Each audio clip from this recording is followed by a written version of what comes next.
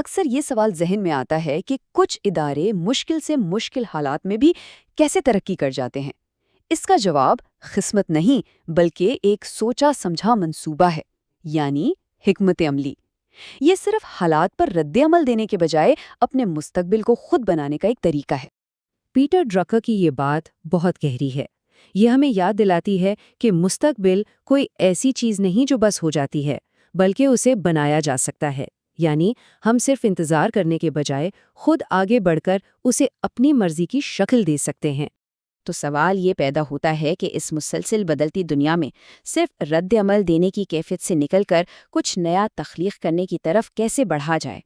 ان دونوں کے درمیان جو پل ہے نا، وہی حکمت عملی ہے۔ یہی وہ چیز ہے جو افراتفری میں بھی ایک واضح سمت دیتی ہے۔ پاکستان جیسے ملک میں جہاں معاشی حالات اکثر بدلتے رہتے ہیں، ایک واضح حکمت عملی کا ہونا کوئی آسائش نہیں ہے۔ یہ تو کاروبار کی بقا اور اس کی ترقی کے لیے بے حد ضروری ہے۔ یہی وہ طاقت ہے جو اتار چڑھاؤ جیسے خطرے کو فائدے میں بدل دیتی ہے۔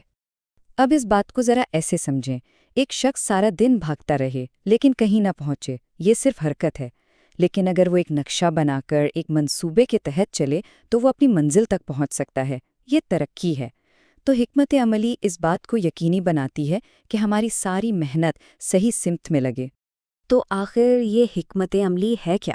کیا یہ صرف ایک پلان ہے یا اس سے کچھ بڑھ کر؟ اکثر لوگ اسے غلط سمجھتے ہیں۔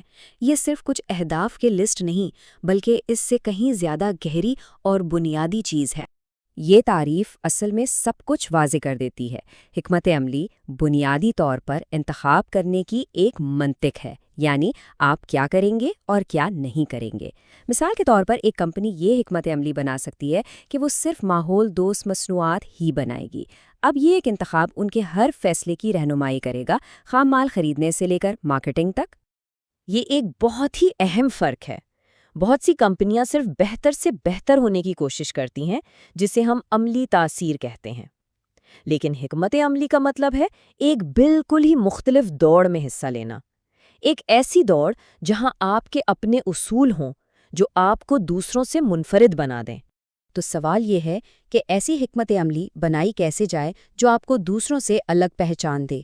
اس کا جواب ہمیں ایک بہت بڑے اسٹریٹجسٹ مائیکل پورٹر دیتے ہیں۔ وہ ایک مضبوط اور قابل دفاع حکمت عملی بنانے کے لیے کچھ بنیادی اصول بتاتے ہیں، سمجھیں ایک بلو پرنٹ دیتے ہیں۔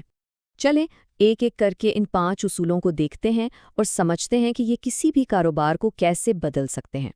یہ ایک طاقتور حکمت عملی کے ستون ہیں اور ہم انہیں کچھ دلچسپ پاکستانی مثالوں کے ساتھ سمجھنے کی کوشش کریں گے۔ پہلا اصول ہے ایک منفرد قدر کی تجویز۔ اس کی بہترین مثال میزان بینک ہے۔ انہوں نے ایک اور روایتی بینک بننے کی کوشش نہیں کی بلکہ مارکیٹ میں ایسی ضرورت کو پہچانا جسے دوسرے نظر انداز کر رہے تھے، یعنی شریعت کے مطابق بینکنگ۔ اسی منفرد حکمت عملی کی وجہ سے آج میزان بینک پاکستان کے سب سے بڑے اسلامک بینکوں میں سے ایک ہے۔ اگلا اصول ہے موزوں ویلیو چین۔ اینگرو فوڈز نے صرف دودھ نہیں بیچا، انہوں نے کسانوں کے ساتھ تعلقات بنانے سے لے کر کولڈ سٹوریج تک ایک پورا نظام بنایا۔ ان کے سسٹم کا ہر حصہ اس بات کو یقینی بناتا تھا کہ صارفین تک ہمیشہ تازہ اور معیاری دودھ پہنچے۔ اور یہ بات بہت اہم ہے۔ حکمت عملی کا مطلب قربانی دینا بھی ہے۔ کھاڈی نے فیصلہ کیا کہ وہ کم قیمت والا ماس مارکیٹ برانڈ نہیں بنیں گے۔ انہوں نے کم قیمت پر توجہ نہ دے کر خود کو ایک پریمیم برانڈ کے طور پر قائم کیا، جو ان کی کامیابی کی ایک بہت بڑی وجہ ہے۔ کبھی کبھی نہیں کہنا اتنا ہی ضروری ہوتا ہے جتنا ہاں کہنا۔ اور یہاں آ کر سب کچھ جڑ جاتا ہے، مطابقت یا فٹ۔ اسے ایک ٹیم کی طرح سمجھیں جہاں ہر کھلاڑی اپنا کردار ادا کرتا ہے اور سب مل کر ایک مضبوط ٹیم بناتے ہیں۔ جب آپ کی تمام سرگرمیاں ایک دوسرے کو سپورٹ کرتی ہیں تو آپ کے پورے کاروباری ماڈل کی نقل کرنا تقریباً ناممکن ہو جاتا ہے۔ لیکن کیا حکمت عملی ہمیشہ پہلے سے طے شدہ ہوتی ہے، ایک کاغذ پر لکھے پلان کی طرح، یا یہ وقت کے ساتھ خود بھی بن سکتی ہے؟ یہاں ہمیں ہنری منسبرگ ایک دوسرا زاویہ دکھاتے ہیں۔ وہ کہتے ہیں کہ حکمت عملی صرف بنتی نہیں بلکہ وقت کے ساتھ ساتھ ابھرتی بھی ہے۔ منسبرگ کے 5 P's اس بات کو بہترین طریقے سے واضح کرتے ہیں۔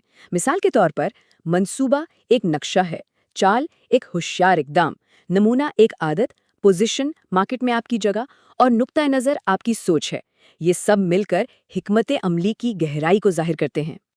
اچھا، تو ہمارے پاس یہ اصول بھی ہیں، لیکن ہم حکمت عملی کو ایک زندہ، سانس لینے والی چیز کیسے بنائیں، نہ کہ صرف ایک ایسی دستاویز جو الماری میں پڑی دھول کھاتی رہے؟